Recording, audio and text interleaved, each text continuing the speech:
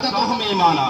جب اس کے سامنے قرآن پاک کی تلاوت کی جائے، اللہ کے پاک کلام کی تلاوت کی جائے، اللہ کے پاک کلام پاک کی قرأت کی جائے، تو مسلمان وہ ہوتا ہے، ایمان والا وہ ہوتا ہے تو قرآن پاک کی تلاوت سن کر کے وہ شخص بھاگے نہیں، وہ آدمی دور نہ جائے، بلکہ وہ آدمی اس قرآن پاک کی آواز کے قریب آ جائے، کیونکہ مسلمان کی پہچان یہ ہے جب اس کے پاس قرآن پاک کی تلاوت کی جاتی ہے تو ایک مسلمان کا ایمان جو ہے زیادہ ہو جاتا ہے، مسلمان کا ایمان جو ہے تازہ ہو جاتا ہے، مسلمان کے ایمان میں حرارت آ جاتی ہے، مسلمان کے ایمان میں تازگی آ جاتی ہے، مسلمان کے چہرے پر نورانیت بکھر جاتی ہے۔ یہاں پر ہوتا ہی ہے، علامہ اقبال یہ کہتے ہیں قرآن پاک وہ کتاب ہے،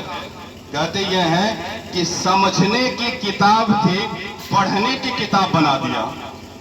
قرآن پاک کے بارے میں کہتے ہیں یہ کتاب ایسی ہے جس کو سمجھنے کی ضرورت تھی، اس کو صرف پڑھنے کی کتاب بنا دیا، اور یہ جینے کی کتاب تھی، اس کو مرنے کی کتاب بنا لیا۔ یعنی کہنے کا مطلب یہ ہے کہ آدمی جب موت کے قریب ہوتا ہے، جب اس کے پاس موت کا فرشتہ آنے والا ہوتا ہے، تب ایمان کی کھوج ہوتی ہے۔ بلاؤ ذرا ایمان کو، سورہ یاسین پڑھیں۔ ہمارے باپ کی جو روح ہے اٹک گئی ہے، ہمارا باپ جو ہے مرنے کے عالم میں پریشان ہو رہا ہے، تب ایمان کو بلایا جاتا ہے، سورہ یاسین کی تلاوت کرائی جاتی ہے تاکہ وہ آدمی آسانی سے مر سکے۔ حضرات گرامی، اس کام کے لیے قرآن پاک نہیں آیا تھا، بلکہ قرآن پاک ہماری زندگی کو سنوارنے کے لیے آیا تھا، ہماری زندگی کو تازہ کرنے کے لیے آیا تھا، ہماری زندگی کو سدھارنے کے لیے آیا تھا، ہمارے چہرے پر روشنی لانے کے لیے آیا تھا، ہم کو دنیا و آخرت میں کامیاب کرنے کے لیے قرآن پاک آیا تھا۔ اور ہم قرآن پاک پڑھتے کب ہیں؟ پڑھتے کب ہیں؟ ایک ریسرچ یہ کہتا ہے ایک جاہل انسان جس کو کچھ نہیں آتا ہے،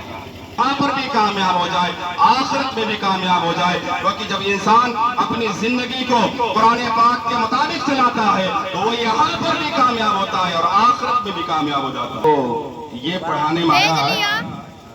ہمارے اساتذہ نے بتایا کہ حضرت امام اعظم 40 سال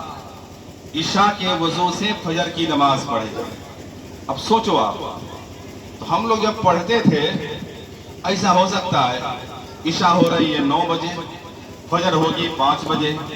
اب ایک آدمی، انسانی فطرت ہے، رات کی جب ٹھنڈی ہوا آتی ہے جس کو نیند آنا ہی آنا ہے، لیکن ہم کو یہ پڑھایا گیا کہ امام اعظم جو ہے 40 سال عشاء کی وضو سے فجر کی نماز پڑھ رہے تھے